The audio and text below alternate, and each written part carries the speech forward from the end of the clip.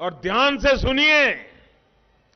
और जब ध्यान से सुनोगे तो आपका भी पक्का विश्वास हो जाएगा कि मोदी की सरकार वही कर रही है जो संत रविदास जी कह के गए। नमस्कार साथियों।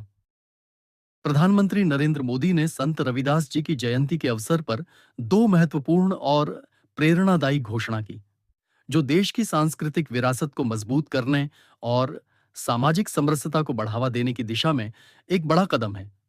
यह घोषणा संत रविदास जी के आदर्शों को केंद्र में रखकर की गई, जो समानता, भक्ति और सामाजिक न्याय के प्रतीक हैं। उन्होंने घोषणा की कि संत रविदास जी की ऊंची प्रतिमा की स्थापना की जाएगी, जो न केवल एक स्मारक के रूप में काम करेगी, बल्कि लाखों श्रद्धालुओं के लिए आध्यात्मिक केंद्र भी बनेगी। इसके अलावा राष्ट्रीय स्तर पर एक व्यापक पर्यटन योजना शुरू की जाएगी, जो संत रविदास जी के नाम पर चलेगी और उनके जीवन से जुड़े स्थलों को पर्यटन के माध्यम से विकसित करेगी। इन दो योजनाओं का उद्देश्य संत रविदास जी के संदेश को पूरे देश में फैलाना और उन्हें सम्मानित करना है, साथ ही आर्थिक विकास को भी बढ़ावा देना। यह घोषणा संत रविदास जी की जयंती पर पंजाब के जालंधर स्थित डेरा सचखंड बल्लान में की गई, जहां प्रधानमंत्री मोदी ने खुद उपस्थित होकर श्रद्धांजलि अर्पित की। डेरा बल्लान रविदासिया समुदाय का एक प्रमुख धार्मिक केंद्र है और यहां पर लाखों लोग जमा होते हैं। प्रधानमंत्री ने कहा कि संत रविदास जी के विचार आज भी प्रासंगिक हैं और उनके संदेश से भारत विकास की राह पर तेजी से आगे बढ़ रहा है। उन्होंने जोर दिया कि समानता और भाईचारे का उनका संदेश समाज में विभेदों को मिटाने में मदद करता है।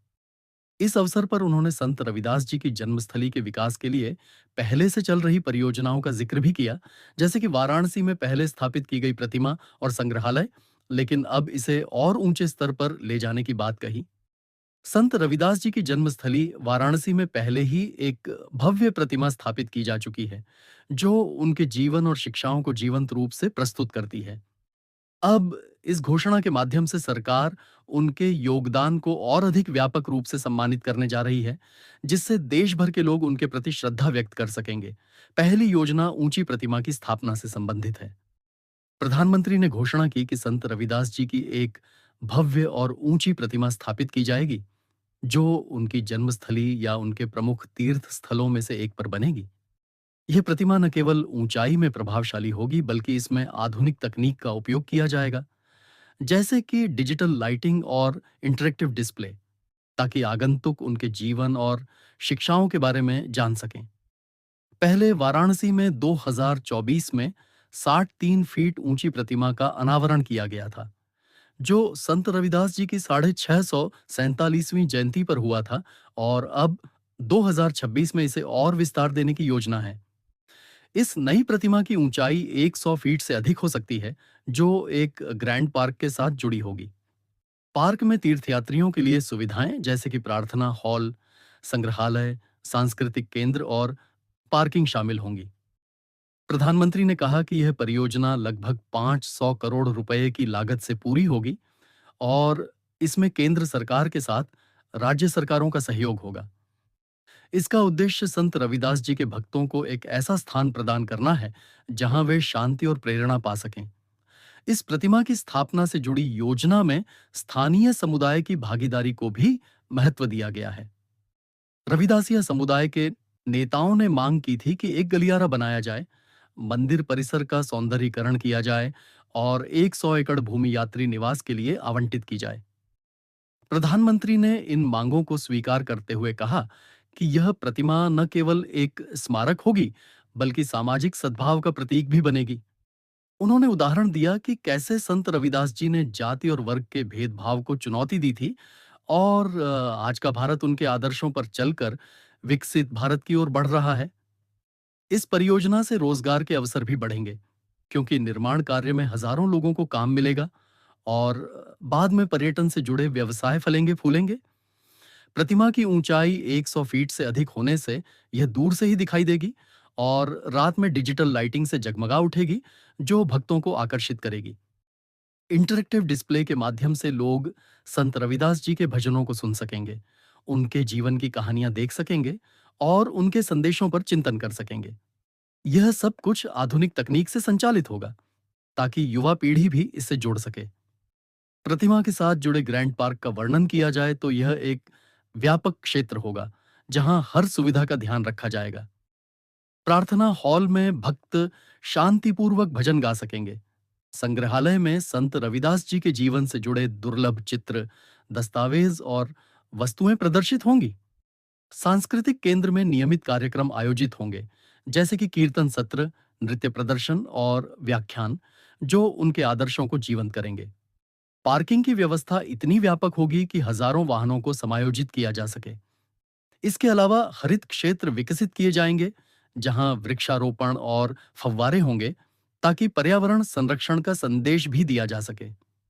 यह परियोजना 500 करोड़ रुपए की लागत से पूरी होगी, जिसमें निर्माण सामग्री, तकनीकी उपकरण, भूमि विकास और रखरखाव सब शामिल हैं। केंद्र और राज्य सरकारें मिलकर इसे समयबद्ध तरीके से पूरा करेंगी और स्थानीय समुदाय को इसमें भागीदार बनाया जाएगा। इससे न केवल धार्मिक महत्व बढ़ेगा, बल्कि सामाजिक एकता भी मजबूत होगी। संत रविदास जी के भक्त, जो देश के कोने कोने से आते हैं, अब एक केंद्रीय स्थान पर एकत्रित हो सकेंगे। रविदासिया समुदाय की मांगों को विस्तार से समझें तो उन्होंने एक पिलग्रिम कॉरिडोर की बात की थी, जो तीर्थयात्रियों के लिए सुगम मार्ग प्रदान करेगा। मंदिर परिसर का सौंदर्यीकरण, मतलब भव्य द्वार, रोशनी, फव्वारे और मूर्तिकला से सजा क्षेत्र। 100 एकड़ भूमि पर यात्री निवास बनेंगे, जहां सस्ते दामों पर रहने की सुविधा होगी, साथ ही भोजनालय और चिकित्सा केंद्र भी। प्रधानमंत्री ने इन सभी मांगों को स्वीकार किया, जो दर्शाता है कि सरकार समुदाय की भावनाओं का सम्मान करती है। संत रविदास जी ने अपने समय में समाज के निचले पायदान पर रहने वालों के लिए आवाज उठाई थी, और आज उनकी यह प्रतिमा उसी संघर्ष का प्रतीक बनेगी। निर्माण के दौरान हजारों मजदूर, इंजीनियर और कारीगर कार्यरत होंगे, जिससे स्थानीय अर्थव्यवस्था को बल मिलेगा। पर्यटन बढ़ने से होटल, रेस्तरां, परिवहन और हस्तशिल्प व्यवसाय फली फूलेगा। यह परियोजना विकसित भारत के विजन का हिस्सा है, जहां सांस्कृतिक धरोहर आर्थिक प्रगति से जुड़ती है। दूसरी योजना राष्ट्रीय स्तर पर पर्यटन विकास की है, जो संत रविदास जी के नाम पर चलेगी। प्रधानमंत्री ने घोषणा की कि यह योजना पूरे देश में संत रविदास जी से जुड़े स्थलों को पर्यटन सर्किट के रूप में विकसित करेगी। इसमें वाराणसी की जन्मस्थली, पंजाब के खुरालगढ़, होशियारपुर और अन्य जगहों को शामिल किया जाएगा।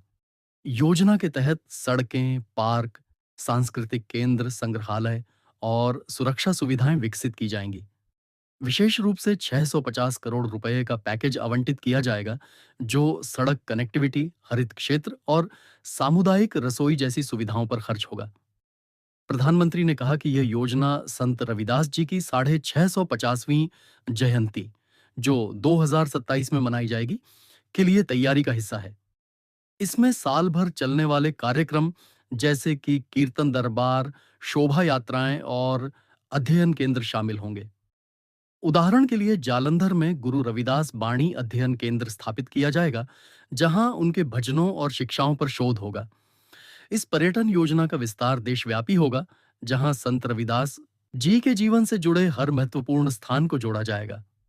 वाराणसी उनकी जन्मस्थली है, जहां वे पैदा हुए और उनके प्रारंभिक जीवन का केंद्र रहा। पंजाब के खुरालगढ़ में उनका प्रमुख तीर्थ है, जहां वे ध्यान करते थे।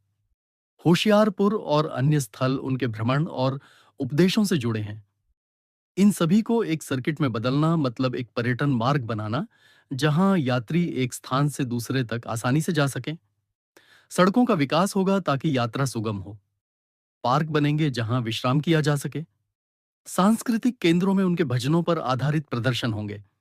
संग्रहालयों में ऐतिहासिक सामग्री रखी जाएगी। सुरक्षा के लिए सीसीटीवी, रोशनी और पुलिस चौकियां होंगी। 650 करोड़ रुपए का बजट इन सब के लिए पर्याप्त है, जिसमें प्राथमिकता सड़क कनेक्टिविटी को दी जाएगी। हरित क्षेत्रों से पर्यावरण सुंदरता बढ़ेगी और सामुदायिक रसोई से गरीब तीर्थयात्रियों को भोजन मिलेगा। 650वीं जयंती 2027 में होने वाली है, इसलिए यह योजना उसकी तैयारियों का प्रमुख हिस्सा बनेगी। साल भर कार्यक्रम चलेंगे। कीर्तन दरबार में भक्त उनके भजन गाएंगे। शोभा यात्राएं निकलेंगी जो शहरों को रंगीन बनाएंगी, और अध्ययन केंद्रों में विद्वान उनके दर्शन पर चर्चा करेंगे। जालंधर का गुरु रविदास बाणी अध्ययन केंद्र विशेष होगा, जहां उनके भजनों की व्याख्या, अनुवाद और शोध होगा। युवा छात्र वहां आकर उनके संदेश सीखेंगे। यह योजना धार्मिक पर्यटन को बढ़ावा देगी, साथ ही आर्थिक विकास करेगी। स्थानीय लोग रोजगार पाएंगे, छोटे व्यवसाय उभरेंगे। प्रधानमंत्री ने कहा कि संत रविदास जी के स्थल अंतर्राष्ट्रीय स्तर पर प्रचारित किए जाएंगे, ताकि विदेशी पर्यटक भी आएं। इसके लिए डिजिटल मार्केटिंग, वेबसाइट और ऐप बनेंगे। हाल के उदाहरण जैसे अदमपुर एयरपोर्ट का नाम बदलकर श्री गुरु रविदास जी एयरपोर्ट करना और हलवारा एयरपोर्ट का उद्घाटन पंजाब में कनेक्टिविटी बढ़ाएंगे। अब विमान से उतरकर सीधे तीर्थ स्थलों पर पहुंचा जा सकेगा। यह योजना दो स्तरों पर काम करेगी। स्थानीय स्तर पर सुविधाएं विकसित करना, जैसे सड़कें, पार्क और रसोई, और राष्ट्रीय स्तर पर प्रचार, जिसमें विज्ञापन, मीडिया कवरेज और अंतर्राष्ट्रीय मेले शामिल हैं। डिजिटल प्लेटफॉर्म पर वर्चुअल टूर होंगे, जहां लोग घर बैठे वाराणसी की गलियों या खुरालागढ़ के दृश्य देख सकेंगे। इससे युवाओं को संत रविदास जी के संदेश से जुड़ने का मौका मिलेगा और समाज में समानता का भाव मजबूत होगा। प्रधानमंत्री ने जोर दिया कि उनके विचार आज भी प्रासंगिक हैं, जैसे जाति भेद मिटाना, भक्ति का महत्व और सेवा का मार्ग। इन योजनाओं से भारत की सांस्कृतिक धरोहर विश्व पटल पर चमकेगी। इन दोनों योजनाओं का घोषणा करते हुए प्रधानमंत्री ने संत रविदास जी के भजनों का जिक्र किया, जैसे कि मन चंगा तो कठौती में गंगा, जो सच्ची भक्ति पर जोर देते हैं। उन्होंने कहा कि सरकार ने पिछले वर्षों में संत रविदास जी की जयंती को राष्ट्रीय स्तर पर मनाने के लिए कई कदम उठाए हैं और अब ये योजनाएं उस दिशा में मील का पत्थर साबित होंगी। समुदाय के नेताओं ने इस घोषणा का स्वागत किया और कहा कि इससे रविदासिया समुदाय को मजबूती मिलेगी। कुल मिलाकर यह घोषणा न केवल धार्मिक बल्कि सामाजिक और आर्थिक महत्व की है, जो भारत को संत रविदास जी के आदर्शों पर आगे ले जाएगा। अब इस घोषणा को और विस्तार से समझें। संत रविदास जी का जन्म 15वीं शताब्दी में वाराणसी में एक चमार परिवार में हुआ था। वे रैदास के नाम से भी जाने जाते हैं और कबीर के समकालीन थे। उनके भजन निर्गुण भक्ति धारा के प्रमुख हैं, जो ईश्वर को सर्वव्यापी मानते हैं। उन्होंने कहा था कि भक्ति में जाति का कोई भेद नहीं। प्रधानमंत्री मोदी ने डेरा सचखंड बल्लान में लाखों भक्तों के बीच ये घोषणा की, जो एक ऐतिहासिक क्षण था। डेरा बल्लान पंजाब में रविदासिया आंदोलन का केंद्र है, जहां हर साल जयंती पर विशाल सत्संग होता है। यहां प्रधानमंत्री ने मंच से भाषण दिया, श्रद्धालुओं को संबोधित किया और फूलमाला अर्पित की।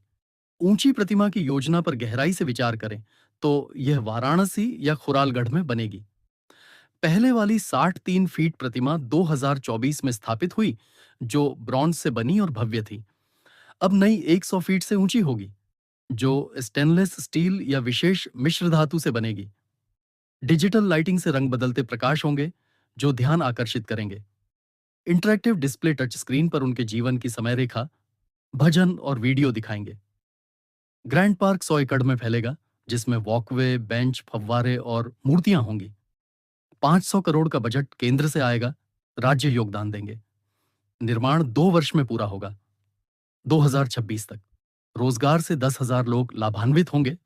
पर्यटन सर्किट में 10 से अधिक स्थल जोड़े जाएंगे। सड़कें चौड़ी होंगी, साइन बोर्ड लगेंगे। 650 करोड़ में 50% सड़कों पर, बाकी सुविधाओं पर। सामुदायिक रसोई रोज हजारों को भोजन देंगी। 2027 की जयंती पर महोत्सव होगा, जिसमें देश भर से लाखों आएंगे। अध्ययन केंद्र विश्वविद्यालय स्तर का होगा। अंतर्राष्ट्रीय प्रचार से अमेरिका, कनाडा के रविदासी आएंगे। एयरपोर्ट नाम बदलना कनेक्टिविटी बढ़ाएगा। डिजिटल ऐप से बुकिंग, गाइड मिलेगा। संत रविदास जी के संदेश आज के भारत के लिए प्रासंगिक हैं। उनका भजन मन चंगा तो कठौती में गंगा बताता है कि शुद्ध मन ही भक्ति है। सरकार ने 2023 से जयंती राष्ट्रीय घोषित की। यह घोषणा सामाजिक न्याय का प्रतीक है।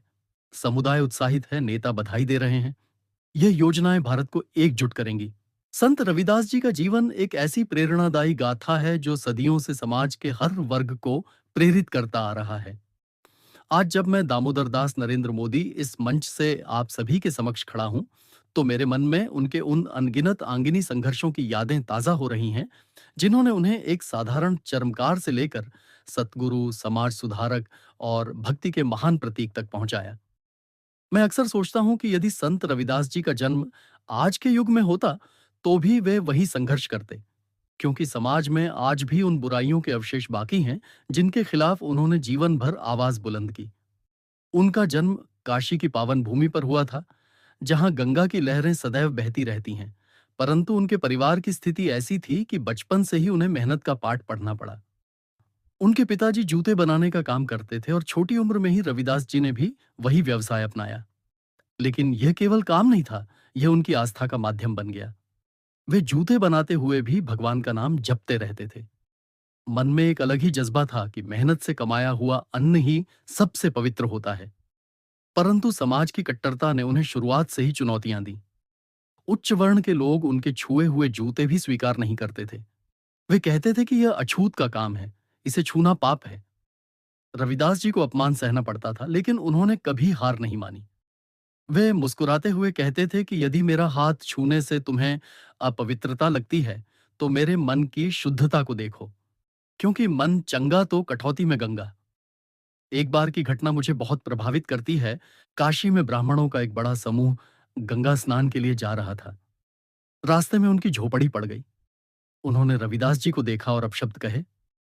कहा कि तुम जैसे नीच यहां क्यों रहते हो? रविदास जी ने शांतिपूर्वक उत्तर दिया कि मैं नीच नहीं हूं, मैं तो भगवान का दास हूं। लेकिन वे नहीं माने। उन्होंने कहा कि यदि तुम्हें हमारी संगति बुरी लगती है तो हम दूर हट जाते हैं। लेकिन रविदास जी ने कहा कि नहीं, आप स्नान करने जा रहे हैं, मैं आपकी सेवा करता हूं। उन्होंने अपने हाथों से पानी लाकर उनके पैर धोए। उस पानी से ब्राह्मणों को लगा कि यह पानी कितना शुद्ध है। वे चकित रह गए। बाद में पता चला कि रविदास जी के मन की पवित्रता ने उस पानी को अमृत बना दिया था। यह संघर्ष था सामाजिक बहिष्कार का, लेकिन रविदास जी ने इसे अपनी आध्यात्मिक शक्ति से जीत लिया। उनके जीवन में एक और बड़ा आंगिनी संघर्ष था जब वे गुरु की तलाश में निकले। वे जानते थे कि बिना गुरु के ज्ञान अधूरा है। उन्होंने कई संतों से मिलकर सीखा, लेकिन अंत में उन्हें सच्चा मार्ग मिला जब वे भक्ति के रास्ते पर चल पड़े। वे दिन रात भजन गाते, दोहे रचते। उनका एक प्रसिद्ध दोहा है, जाति पाति के फेर में उलझ रही सब लोग, मानुषता को खात है रविदास जात का रोग। वे स्पष्ट कहते थे कि जाति का यह रोग मानवता को खा रहा है, लेकिन समाज तैयार नहीं था इसे सुनने के लिए। उच्च वर्ण के पंडित उन्हें चुनौती देते थे कि तुम्हें वेद पढ़ने का अधिकार नहीं। रविदास जी ने कहा कि वेद तो दिल में है, किताबों में नहीं। उन्होंने बहस की, लेकिन कभी क्रोध नहीं किया। वे कहते थे कि ज्ञान सबका अधिकार है, कोई रोक नहीं सकता। एक बार काशी के राजा के दरबार में भी उनका अपमान हुआ। राजा ने उन्हें बुलाया और कहा कि तुम्हारे जैसे को यहां क्या काम? रविदास जी ने कहा कि मैं तो भगवान का नाम लेने आया हूं। राजा ने हंसकर कहा कि तुम्हें क्या पता भगवान का नाम? रविदास जी ने तुरंत एक भजन गाया, जो इतना प्रभावशाली था कि पूरा दरबार स्तब्ध रह गया। राजा को अपनी भूल का एहसास हुआ और उन्होंने माफी मांगी।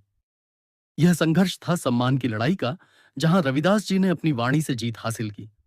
उनके जीवन का सबसे बड़ा आंगिनी संघर्ष था जब वे मीराबाई के गुरु बने।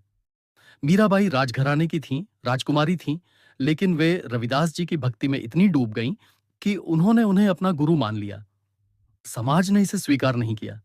कहा गया कि एक चर्मकार कैसे मीरा का गुरु बन सकता है। मीरा पर दबाव डाला गया, लेकिन उन्होंने कहा कि गुरु तो वही है जो आत्मा को जगा दे। रविदास जी ने कभी घमंड नहीं किया। वे मीरा को सिखाते थे कि भक्ति में कोई ऊंच नीच नहीं। यह संघर्ष था लिंग, वर्ण और सामाजिक स्थिति के भेदभाव का। रविदास जी ने दिखाया कि सच्ची भक्ति सबको एक कर देती है। उनके दोहे आज भी गूंजते हैं, ऐसा चाहूं राज में, जहां मिले सबको अन्न। छोट बड़े सब सम बसें, रविदास रहे प्रसन्न। वे एक ऐसे राज्य की कल्पना करते थे जहां कोई भूखा न सोए, जहां अमीर गरीब, छोटा बड़ा सब बराबर रहे। लेकिन उनके समय में यह संभव नहीं था। गरीबी, भेदभाव, अंधविश्वास ने उन्हें हर कदम पर रोका। वे जूते बनाते, बेचते, लेकिन कमाई का बड़ा हिस्सा गरीबों में बांट देते। कभी कभी परिवार को भी कठिनाई होती, लेकिन वे कहते थे कि भगवान की कृपा से सब ठीक हो जाएगा। यह संघर्ष था आर्थिक तंगी का, लेकिन उन्होंने कभी शिकायत नहीं की। एक और घटना याद आती है जब कुछ लोग उन्हें जादूगर कहकर बदनाम करने लगे। कहा कि वे चमत्कार दिखाते हैं। रविदास जी ने कहा कि चमत्कार नहीं, ये तो भगवान की कृपा है। एक बार उन्होंने पानी में से सोने का कंगन निकाला और कहा कि यह मेरी भक्ति का फल है। लेकिन वे कभी दिखावा नहीं करते थे। उनका मानना था कि सच्ची शक्ति अंदर होती है। समाज ने उन्हें कई बार बहिष्कृत करने की कोशिश की, लेकिन वे अडिग रहे। मैं जब वो उनके जन्म स्थान पर जाता हूं, तो लगता है कि उनकी वह झोपड़ी आज भी जीवित है। वहां की मिट्टी में उनके संघर्ष की खुशबू बसी है। वे बताते थे कि जीवन में सबसे बड़ा संघर्ष मन का होता है। मन यदि चंगा हो, तो दुनिया की हर मुश्किल आसान हो जाती है। उन्होंने कभी हिंसा का रास्ता नहीं अपनाया, हमेशा प्रेम, करुणा और समानता का संदेश दिया। उनके भजन गुरु ग्रंथ साहिब में जगह पाए, जो उनकी महानता का प्रमाण है। आज जब हम नए भारत का निर्माण कर रहे हैं, तो संत रविदास जी के उन संघर्षों को याद करके हम और मजबूत होते हैं। हमने योजनाएं बनाई जो अंतिम व्यक्ति तक पहुंचती हैं। हमने गरीबों को घर दिए, शौचालय दिए, बिजली दी, क्योंकि रविदास जी चाहते थे कि सबको अन्न मिले, सब समान रहें। हम जाति के आधार पर भेदभाव खत्म करने की कोशिश कर रहे हैं, क्योंकि उन्होंने कहा था कि जाति का रोग मानवता को खा रहा है। उनके संघर्ष हमें सिखाते हैं कि चुनौतियां आएंगी, अपमान होगा, बहिष्कार होगा, लेकिन यदि मन में भगवान का नाम हो, तो कोई नहीं रोक सकता। मैं आज उनके चरणों में नमन करता हूं और कहता हूं कि उनके दिखाए मार्ग पर चलकर हम एक ऐसा समाज बनाएंगे जहां कोई छोटा बड़ा ना हो, जहां सब भाई बहन हो।